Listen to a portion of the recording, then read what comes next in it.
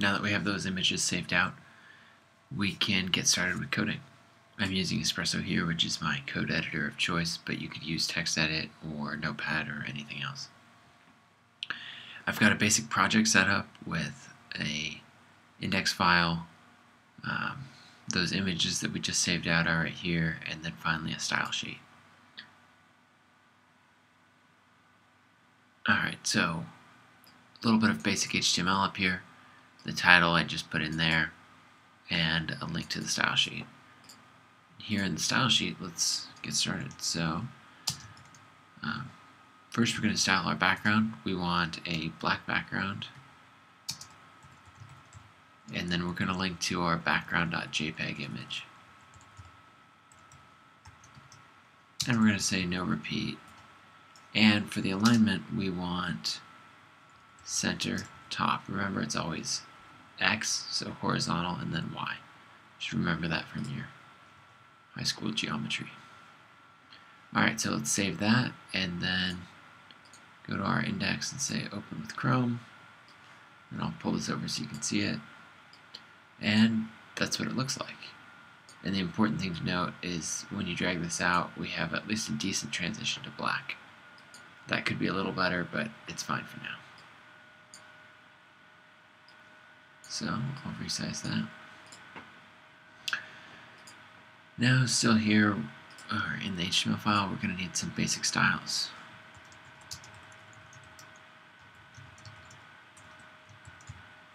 Just call it a div with a class of page. Actually, this will be unique, so I'm going to make it an ID. A book. And in here, I'm going to put some text. It's never going to be seen, but it's good to have it there for search engine reasons. So we're going to say just what's up in the title as well. So it'll be the App Design Handbook by Nathan Berry. And if you notice, that is the exact text that is in our on our book. So we're going to do a simple image replacement technique on this text. And it's in H1 just for search reasons. Okay, so that's our book ID, and then we'll have content. And in here, let me do an H2, and I want just this text, so we'll copy and paste it out of Photoshop.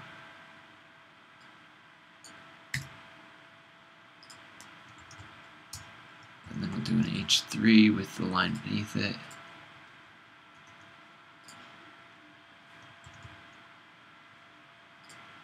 Alright, and then finally I've got a bit of code from MailChimp that I want to bring in really quickly. And that is right here. And that's our actual sign-up form. There we go. So, that's saved. Let's set some basic styles. So on the style sheet, we need to style our page, and I want a width of 1000 pixels, because that's our width, and then a margin of 0 pixels on the top, and then auto on both sides. And this is actually going to repeat across the other sides. So this is the top and bottom, and this is the left and right. It'd be the same thing as if I wrote this. But that's too verbose. There's no need for that. Okay, so that's in place. Now with our book, we're going to want to set some basic dimensions for this. So I'm going to select this book, and you see it down here, it tells me what the dimensions are. 748 pixels by 856. So we're going to say width of 748 pixels, height, I believe 856 pixels. Okay, and then background, we want it transparent, but it'll default to transparent, so there's no need to write that in. And then iOS book.png. And no repeat. And the alignment doesn't matter because we're using exact dimensions. Okay? And then I'm going to say text indent minus a whole bunch of pixels. And what that will do is slide our text off of the screen so that it's not visible. Let's come back here and refresh. And there's our beautiful book sitting on our background. And here's our sign up form hiding way down there. Okay, now I want position relative, and I'm just going to slide this off the left side just a little bit because it's not perfectly aligned at 1,000 pixels. If we go back to our Photoshop file, you'll see that here's where our grid line is, which is where we want the book to be, but there's a little bit of shadow sticking out past that. So let me find out exactly how much that is. So once again, I'm going to go to this book and say UI snips. There we go, and we'll just rasterize that. Command E will merge everything into a single layer. And so let's see what this distance is. Oops. So there may be a better way, but how I measure things is just make a selection like that, copy. Oh, and there we go, it's 79 pixels. It's pretty straightforward. So I'm going to nudge this off to the left by minus 79 pixels. And so if we refresh, you'll see that that jumped off the side to give us a little bit more room. Okay, now let's style our content.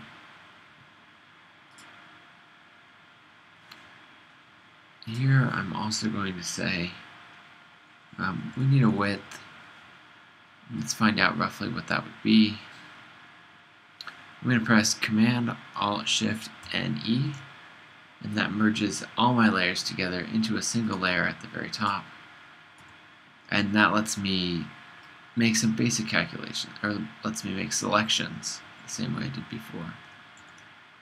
And so I can see that this is 356 pixels wide. We're going to just jump it up to 360, just for fun.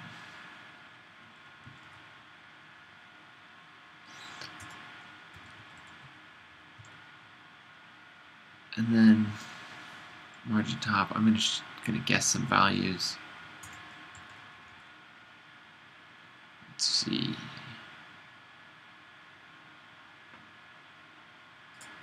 Actually, I'm going to do absolute positioning on both of these.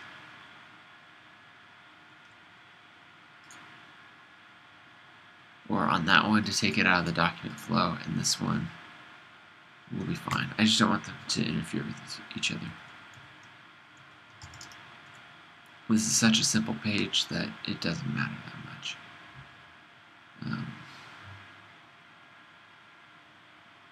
Let's say 650 pixels from the left. Save that out and refresh. There we go. We really messed up the book there. That's not what we want.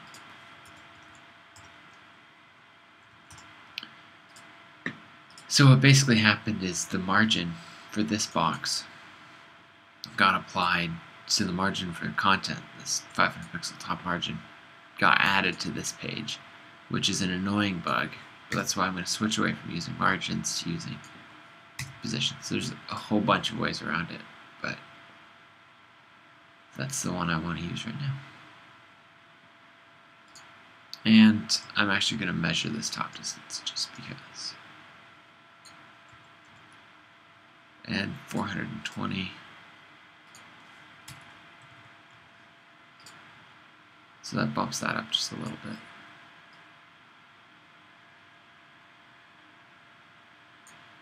Okay.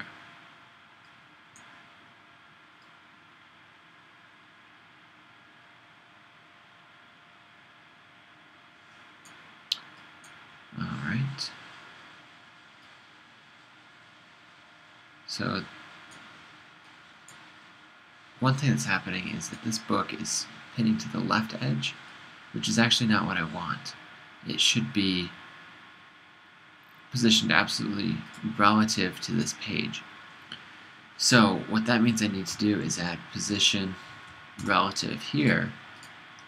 And as you can see now, it's absolute relative to its parent, and now it stays in the right place, just as we want it. Okay, inside our content, let's say font family, Helvetica New. If we don't have that, let's just go to Helvetica. If we don't have that, let's go to Arial. And finally, let's just say sans serif. Better already. And a default color for that to white. Nice and quick to make these changes. Okay, inside of content we have our H1. Let's say font weight 300. Or let's start with font weight normal. Or sorry, inside of content, if we actually look at our code, we have an H2.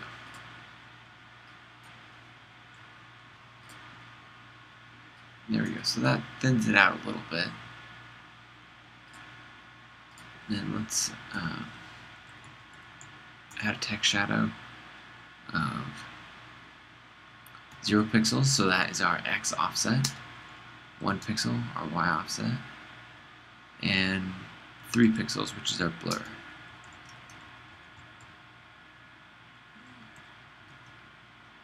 So it's important to remember X offset, Y offset, blur, and this is our color in this case.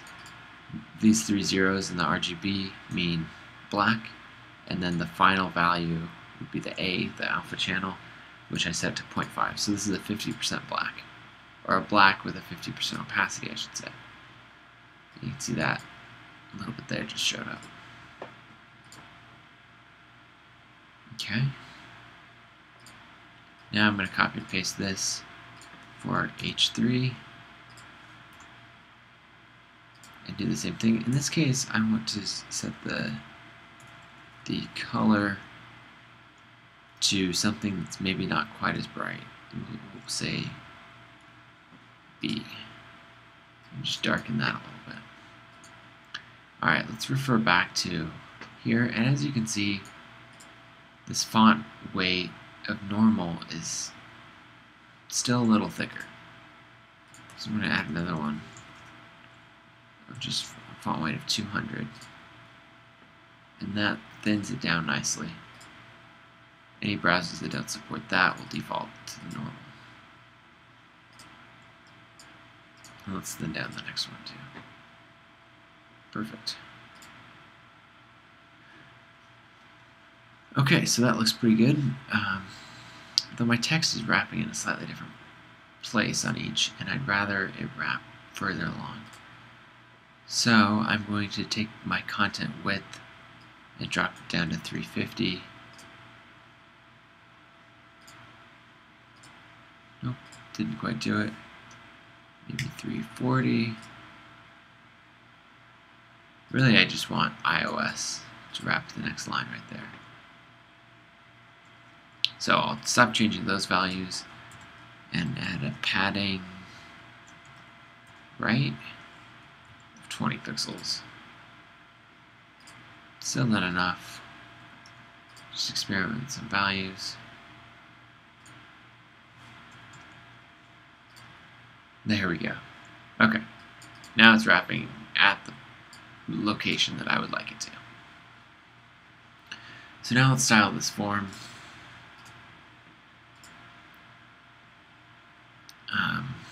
Looking at the markup, we have the form tag, which we don't need to style. That doesn't have anything on it. The field set is what's giving us this border that we actually don't want. And this here, this is all provided by MailChimp, but that gives us our input tag. So in this case, the label is what says email address right there, and we're going to put that just above the field. And the subscribe button and the email link. I don't know why the email field is before the subscribe button. That doesn't make sense. Okay, that's better. So let's start by styling our field set. And so we're going to say content field set, and we just don't want a border on it. Border, none. There we go, that's better. And we also don't need a padding on it, which will clean up that space there. Okay, so inside of here, we can style that label and say display block. And that will kick that down to the next line. So that's good.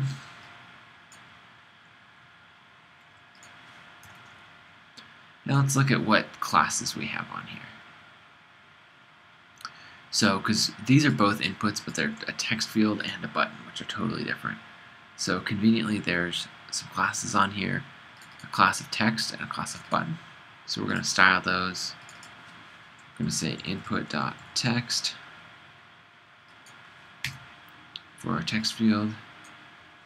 And let's see, so let's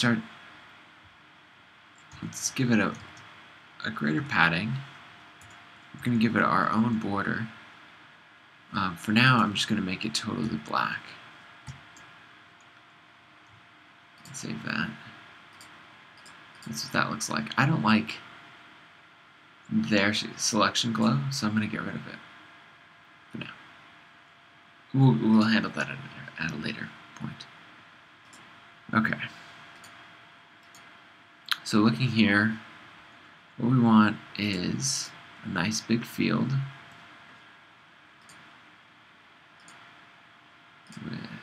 Let's just delete that.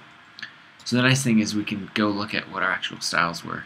In this case, I've got a background of that color. So I can say set that. And what I actually want to do after that is sometimes I want a little bit of transparency. So, which is what I have in my Photoshop document. Here you can see there's just a little bit shining through because it's at a 70% opacity. So I'm going to look at what this color is in RGB, which is 104 all the way down. Because it's gray, all three values are going to be the same. And then I'm going to go with 0.7. So what's going to happen is if the browser does not, if it understands RGBA, it's going to use this value. If it does not, it'll default to just the flat gray, which is just fine. Okay. Now let's see what font size. That email address is 22, and this will bump up the size of the field quite a bit. There we go. Let's set a color on that of white, just for when you type. And finally, let's look at what the width is. 230 pixels, we'll say. Remember that we have padding on here of 5 pixels, so we're going to say 220 pixels, which will give us a width of 220 plus 5 pixels on the left side and 5 pixels on the right side for a total of 230 pixels. We save that, and that shortened it up a little bit, which is nice. Now I want to round the corners, so we're going to say WebKit, box shadow, WebKit border radius, and 5 pixels is good. And then I'm going to duplicate this and put one in for Firefox, and just a plain border radius as well. And I can put in a MS border radius. Nicely rounded. Okay, now you can see that glow is getting really annoying. So let's get rid of it. We're going to say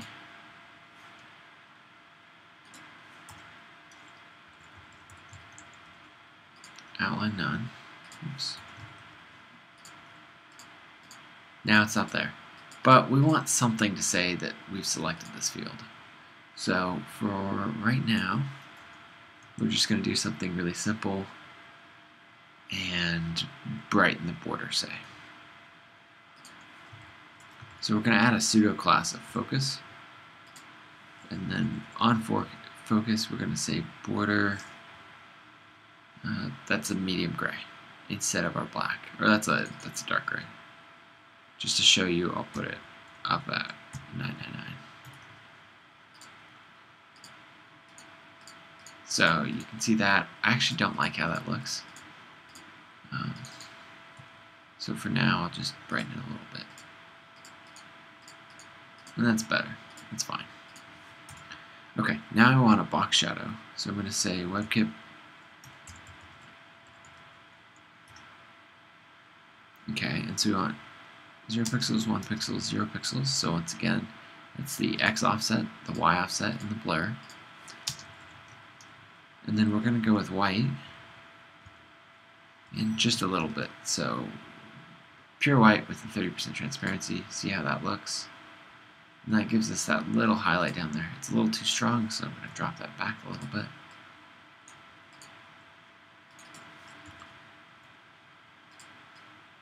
Before adding just a couple of those. Perfect. Now it should work in our other browsers just the way we want it. Okay, so now that looks decent. I'm going to make this email address text a little smaller.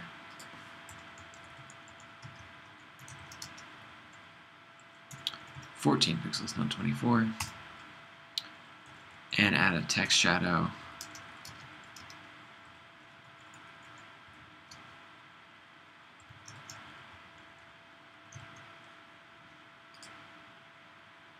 It's better. And it could also be the same color as our H3. That's fine. Actually, this heading feels a little bit small for some reason. So I'm going to bump it up.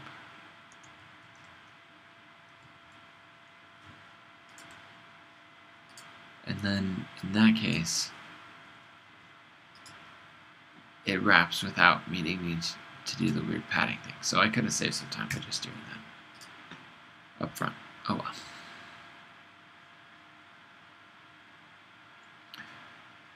Alright.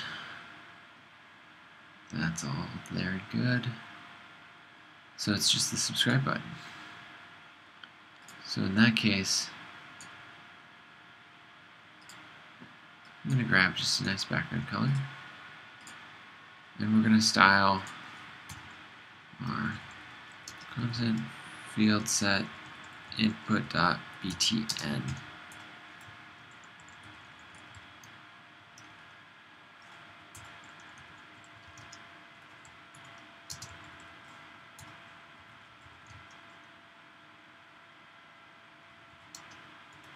And just give it some quick styles. We're going to want a text shadow. Because I'm trying to go for recess text, I'm going to go for 0 pixels and then -1 on the top. 0 pixels, and once again a black. Oops, there we go. See how that looks? That's decent. We're getting there. I like to put a cursor pointer on there. In some browsers, buttons don't have it by default. You can see that difference. Alright, let's copy and paste this to get us a border radius that matches. And then let's copy and paste this to get us a box shadow that matches. And that's right there. Okay, so now what I want to do is, writing gradients yourself is really a pain. So we're going to go to Google. And we're going to say CSS3 gradient generator. And this first result is my favorite one. And so what we're going to do is I want this first value, we'll put it up on the top, and this second value down at the bottom. Then we'll go to Photoshop and zoom way in.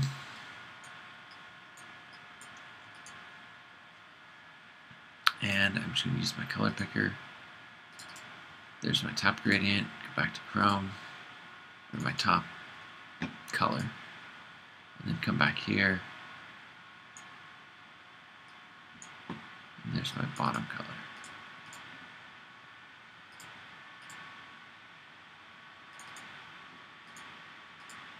And that's just a subtle gradient. And then it gives me all this beautiful code to copy and paste in.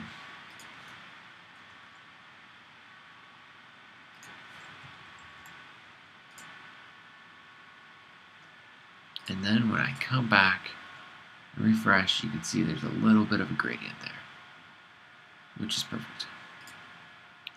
So let's bump up some other things. Let's give it a bigger font size. 18 pixels. Okay. That looks good, but now everything's a little taller, so we need to play with our padding, which is here. The left and right padding is fine, but I want to decrease the top and bottom. That's pretty good. Let's see what our border color is. In this case, it looks like our border color is black, basically.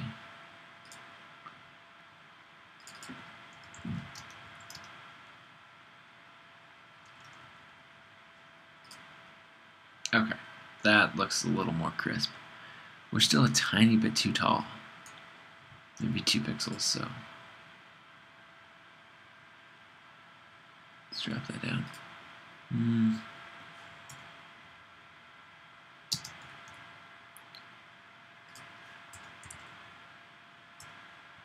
We appear to be offset just a little bit. I think that looks good. Nope, we're still maybe down 1 pixel.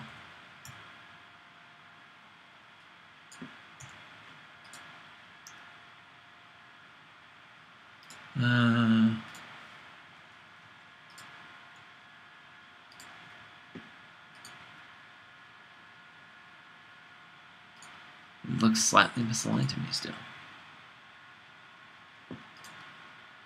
I'm going to do it a different way. As you can see, there's always a dozen different ways to write the exact same thing. Okay, now that appears to actually be moving.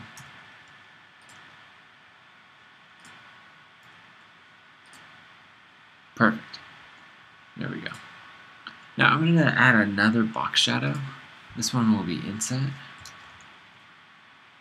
So I'm going to add a comma, so type in the next one. And it'll be 0 pixels, 1 pixel, 0 pixels.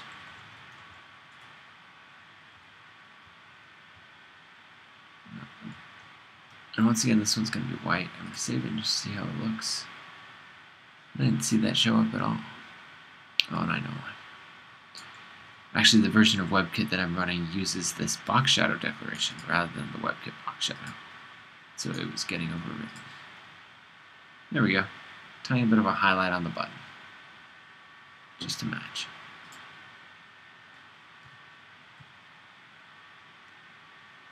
Alright. And that looks pretty good. If you notice I have a border across the top, let's add that in. There's a bunch of different ways you could add it. I'm going to do it the simple way. And just add an HR. So let's come up here. Actually, I should put an ID on that.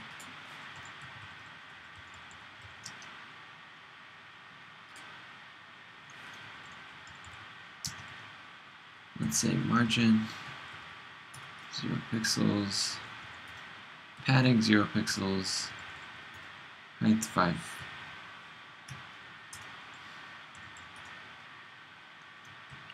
I want pure black, border none, because an HR has a lot of default borders on it, so we want to clear that off. And then say border bottom, that's all right. And then move that color. That's pretty good. One thing I didn't do is clear off the margin and the padding that's sometimes there by default on the body tag. And that's even better. So now I'd like this to blend more to blend better with the background. So this is okay. In fact, I'm going to darken that just slightly. But what would be better is if I could actually use an RGBA so that it truly be transparent. So in the browsers that support it, I'm going to do that. And the ones that don't, I don't care about those. Well, I do, because they have this here in the background. Nope, too light. There we go. That's fine. Okay, that looks pretty good. I had another content area down beneath with that other grid texture. So let's add that in. And that's going to be outside of my page.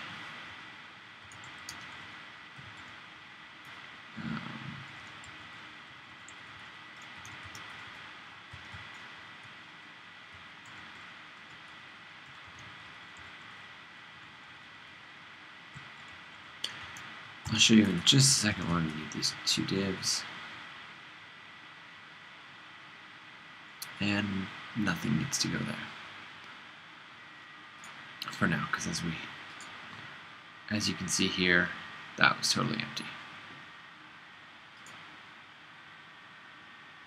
So if we wanted content, I'll just put something right there for now.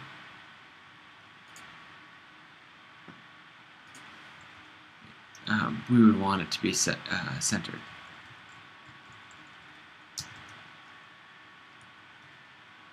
So this is going to default to a full width of 100%. I'm going to put a little bit of a padding on it.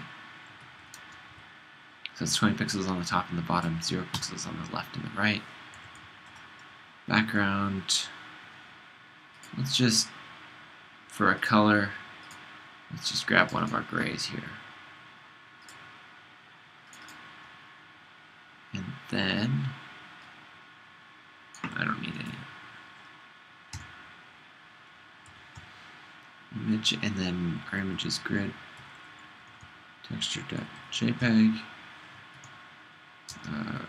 repeat, and I don't care where it starts or ends or is positioned.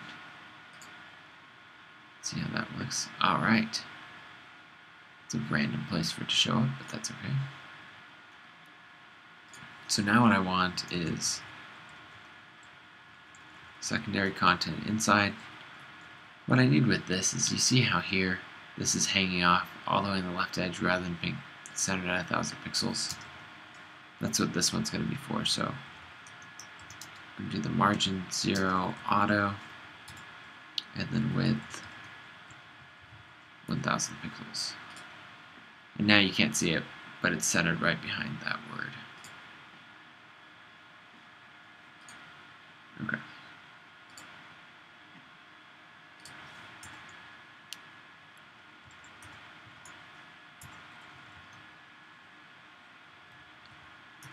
Since there won't be much content on this page, I don't need to get super precise with this.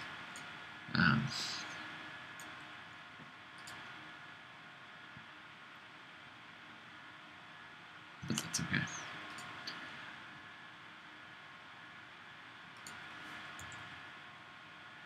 Okay, so now you can see these are stacked in the wrong order, so I'm just going to add a z-index of, we'll say 5 to this one, and then the book I need to be on top, and so I'm going to add a z-index of 10. Whenever you add z-indexes, you need to make sure you have a position specified, otherwise it won't do any good. Alright, there we go. That all looks good. I just want this to be a little taller. So I'm going to set that top and bottom padding to 100 pixels. You can see if we wanted the content, there it is, looking good. But I'm going to delete it for now because I don't have anything to put in there at the moment. So there's that. Now what I want to do is add a little bit of a shadow and a highlight. So I'm going to say border top. There we go. Add a little bit of a dark line, and then I'm use a box shadow that's inset, the same one that we used before. And actually, I don't need to use an RGB because I just want pure white.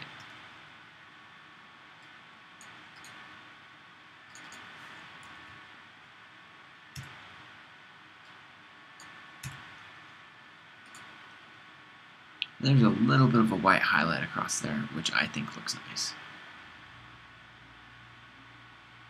And that's it. That's all styled and nicely in place. Let's double check to make sure that we got everything. We left out the email address text inside there, but that's fine for this tutorial. Alright, that's how it's done. Make sure to find this page, subscribe to the email list, and I'll let you know when the book's out. Thanks.